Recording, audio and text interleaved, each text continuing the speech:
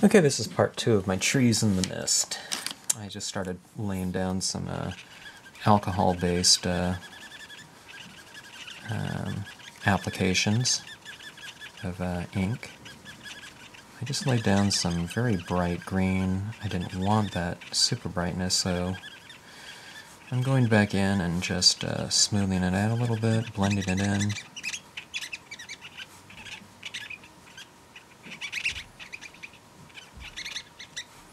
The paper that I'm using, by the way, is a glossy cardstock.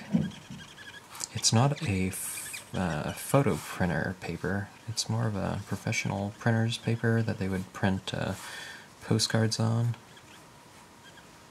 But if you ever have any questions about a certain paper that you might have, you know, if it'll work in the techniques that you see used, you know, the best thing would be to just kind of experiment and, you know, give it a try. This is a little bit of a tan color. It's a little bit of a warm tone.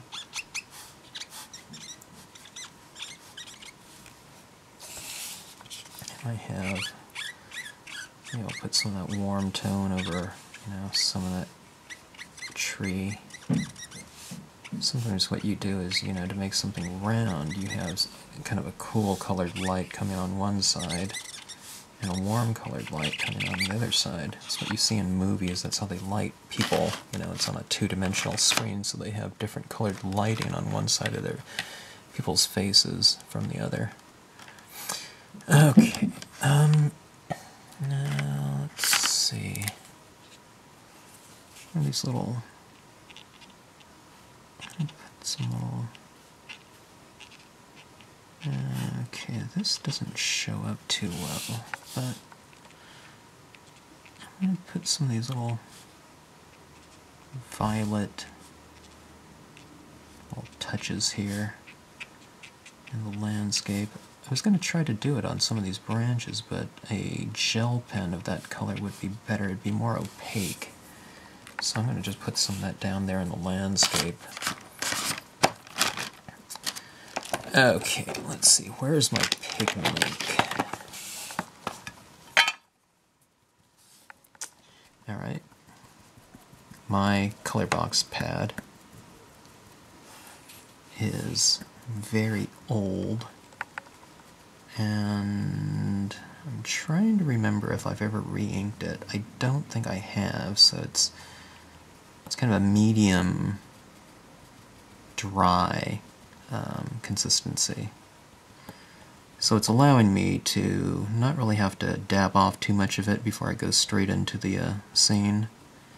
But if it was a really wet pad, then it might have too much ink on there.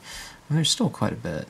Now I just kind of reversed my Q-tip right here, my cotton swab, to remove some ink off there, but I'm starting to apply some of this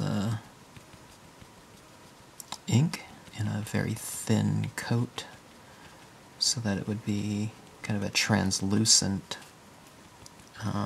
application of the ink. Translucent meaning you can kind of see through it. I don't want something so opaque and harsh looking on there. And you just kind of build up your mist and fog gradually. If you ever don't like something, you can always remove it, because the color box pigment ink doesn't dry on glossy cardstock very quickly.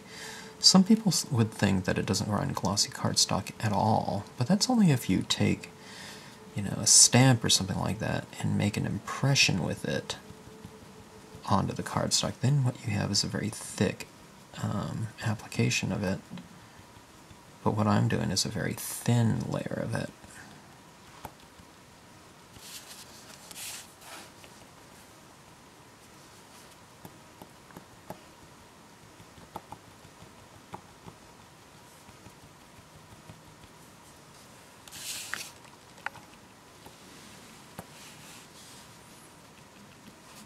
Sometimes it dries different too. sometimes you'll start applying some of this and kind of like what you see, then it dries and it becomes, I don't know, most of the times it'll become a little bit more translucent. But what do? You just go back in there and add a little bit more.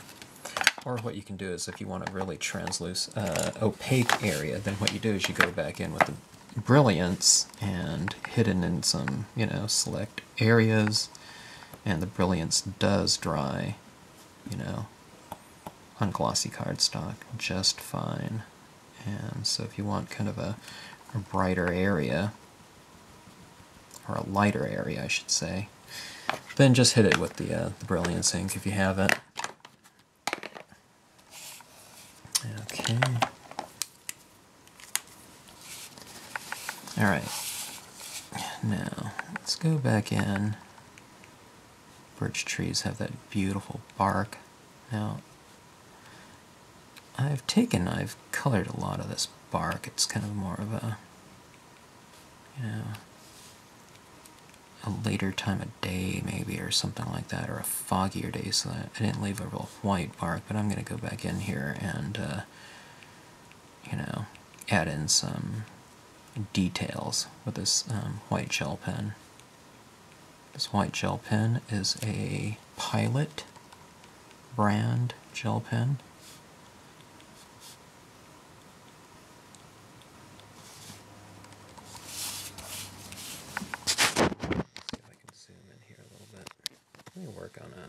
Let me work this way so you can just maybe see a little bit more. Okay. And if this is to kind of represent highlights, what I'll do is I'll, kind of focus most of them on kind of one side of the tree. For the most part. Actually, I should have done it more on the inside area, because that seems like where the light is coming from, so let me switch up a little bit. Maybe I can put some highlights around some of these branches, where they might be catching some of that light.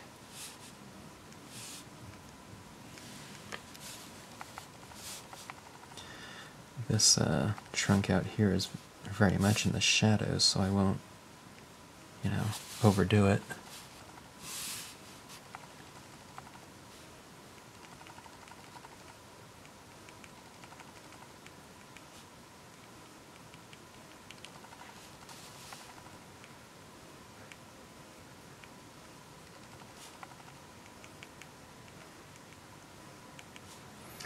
And I'm just kind of, see there's a bunch of the little textures on the tree, and I'm just going in there and kind of reiterating it a little bit.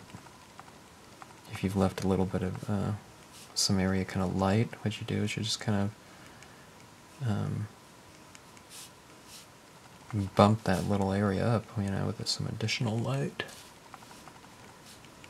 Anyway, as you can see, it's kind of sparkly and kind of makes those areas come alive a little bit more than kind of just leaving them as is.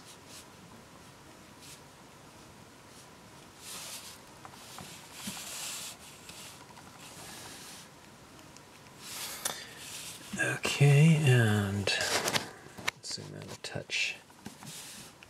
Why not put some of that down here in the grass? And we have this little kind of this bare tree.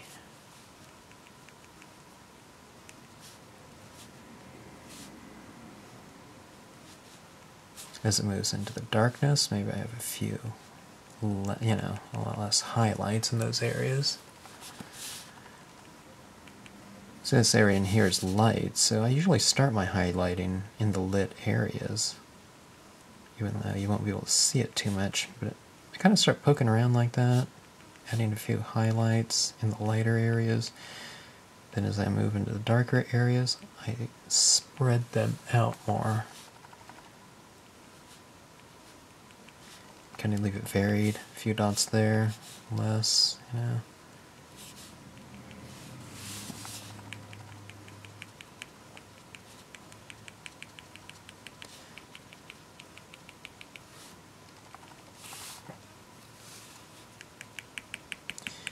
in the area with more light.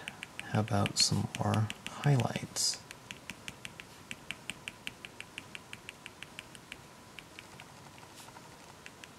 In the darker areas, less highlights.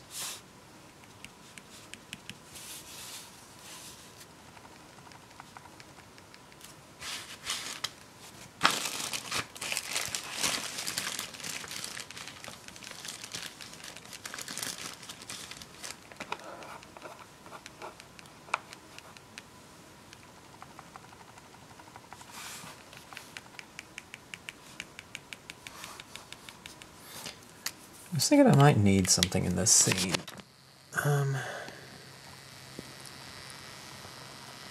Anyways, that's the lighting scheme right there. You can kind of see what's going on a little bit more from a distance. But this bird right here. Thinking about putting them in there. Actually, it'd be flying the other way. Alright. Am I sure about it? Absolutely not.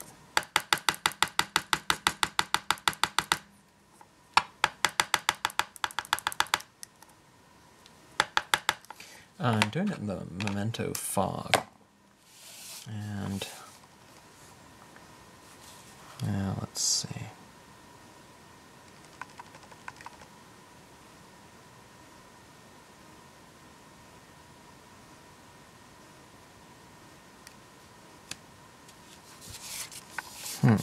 Can't even see it.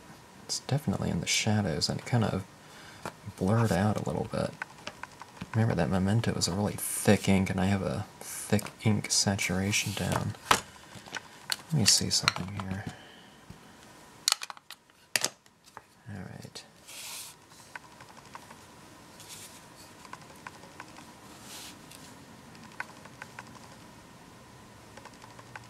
Let's do it again. Let's do it in black ink.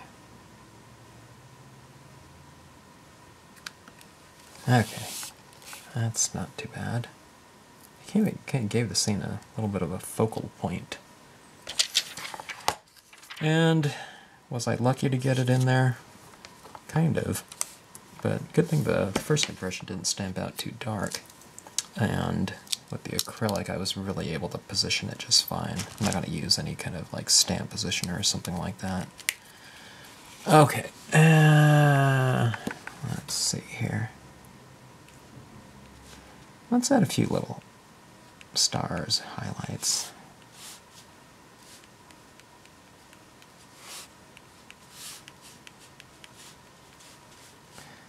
Would it be stars or highlights in the fog? No. No, it ends up just being kind of more sparkle than anything. You know, don't forget it in the lighter areas too, even though it's kind of hard to see them, but you know, I'd start them off in there. And, alright, let's add a few little flourishes, a little bit of a glow to some of these stars for additional texture.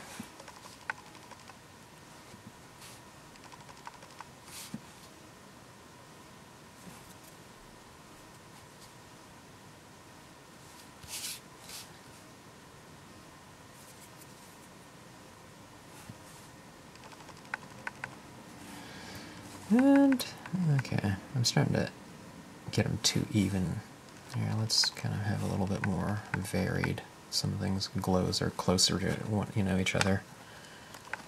And maybe in some of these glows, the ones that are glowing, maybe I'll give it a larger center, a larger dot.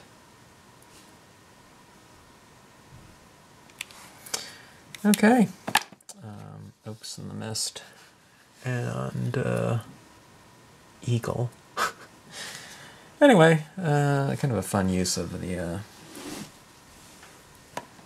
pens and whatnot on the trees, and putting on some of those highlights, getting cool composition, a little bit of a warm glow. Again, using, I don't know what pen it was, you know, a little bit of the tan one running up and down like that.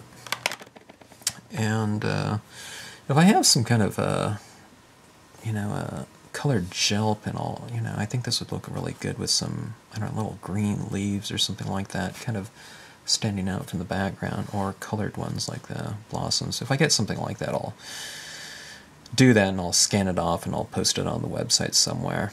Okay, once again, as always, thanks for watching, and hope you enjoyed it.